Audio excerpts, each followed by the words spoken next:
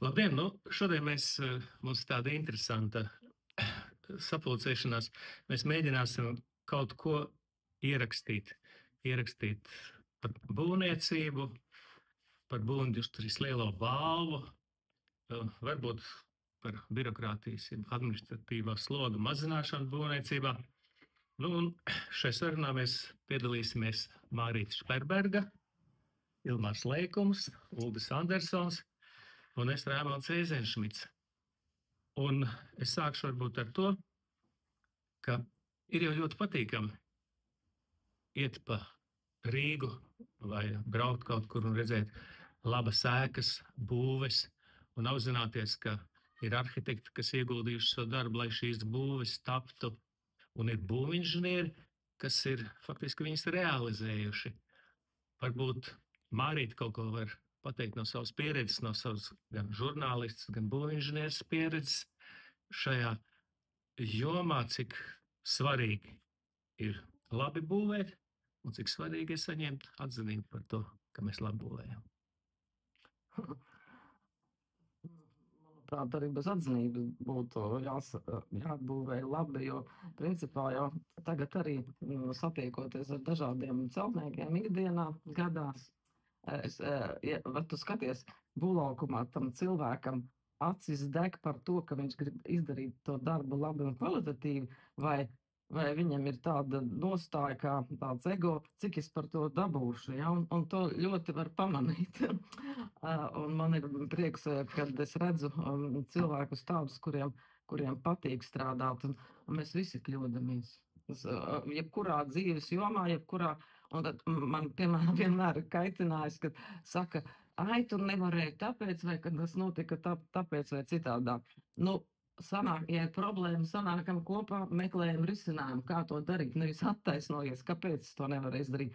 Man patīk tādi cilvēki, kas, viņi atzīst, man ir sanācis tā un tā, domām izdarām, un ka rezultāts pēc tam ir labs un kvalitatīvs, super. Jā, un šos labos un kvalitatīvos rezultātus mēs varam redzēt mūsu žurnālā Būvinženieris, kur daži eksemplāri ir, un galvenais redaktors Uldis Andersons varbūt var pateikt. Tos labos piemērus jau mēs šeit redzam un atspoguļojam, bet, kā Mārīta teica, mēs visi kļūdamies arī būvlaukumā, kļūdamies projektēšanā. Cik bieži tavā žurnālā ir šāda informācija? Ja godīgi, kļūdas mēs mēdzam atspoguļot reizēm, bet es neteikšu, ka mums ir ļoti daudz kļūdu, jo man liekas, ka būvniecība tomēr ir ļoti, ļoti gājusi uz priekšu pēdējos gados, un nesalīdzināmas lietas ir tas, kas bija pirms gadiem 20, un tas, kas notiek tagad, jo man ir tas gods samērā bieži viesoties dažādos objektos, būvlaukumos, un cik ir no malas, tā teikt, redzams, es jūtu, ka tas līmenis ir diezgan augsts mūsu būvniecībā. Un arī cilvēki, kas strādā objektos, cepuri nost, manuprāt, ir augstas profesionāļi, ar kuriem tiešām ir gods būt kontaktā un runāt ikdienā. Ikdienā mēs šos cilvēkus satiekam varbūt darba gaitā, būvlaukumos, svētkos mēs viņus satiekam uz skatuves, tā kā mūsu būvniecības lielās balvas ceremonijā. Un jāsaka, ka šis novērtējums tiešām faktiski visiem ir ļoti pelnīts, jo man ir pēc tam ar šiem cilvēkiem arī runāšana, kā jau ar apbalvotiem laureātiem, viņi sniedz intervijas mūsu žurnālam, un es viņus caur šīm intervijām arī iepazīstu kā cilvēkus, kā personības, un varu teikt tikai to labāko, jo cilvēki ir inteliģenti, izglītoti, ar plašu redzesloku, un, protams, augstas klases profesionāļi, es varbūt gari pateicu, bet... Tev laimējies satikt labākos. Varbūt man ir laimējies satikt arī ne tos labākos, bet es domāju, ka šis nav tas gadījums, kad mums būtu viņi jāreklamē.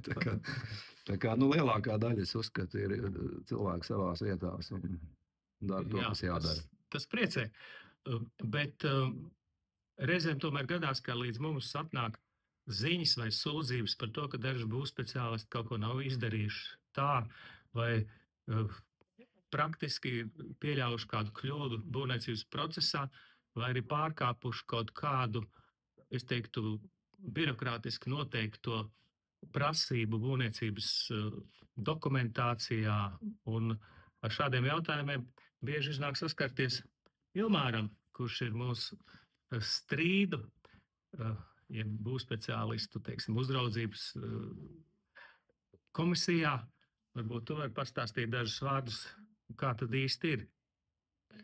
Īsti ir dažādi, bet tur ir arī tiem pārkāpumiem vai viedokļiem par to, ka kaut kas ir pārkāps. Tur ir dažādi līmeņi. Ja?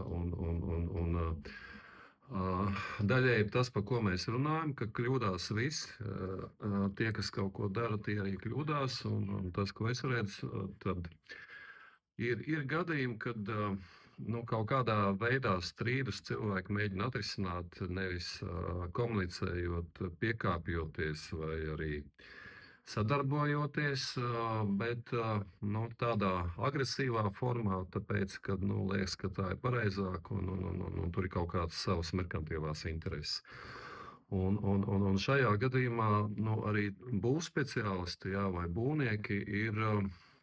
Es redzu to, ka viņi ir nevienmēr varbūt padomā uz priekšu vai juridiski sagatavoti, un tāpēc sanāk tā, kā sanāk, kaut gan nekas slikts tur nav gribēts, un faktiski tas process ir pietiekoši labs, jo, kā Ulds arī teica, mēs atsevišķos gadījumos man viedoklis, ka mēs būvējam pat pārāk labi, pārāk kvalitatīvi, un varbūt arī nevienmēr vajadzētu tur aiziet tādās pārmērībās līdz milimetriem un milimetru desmitdaļām.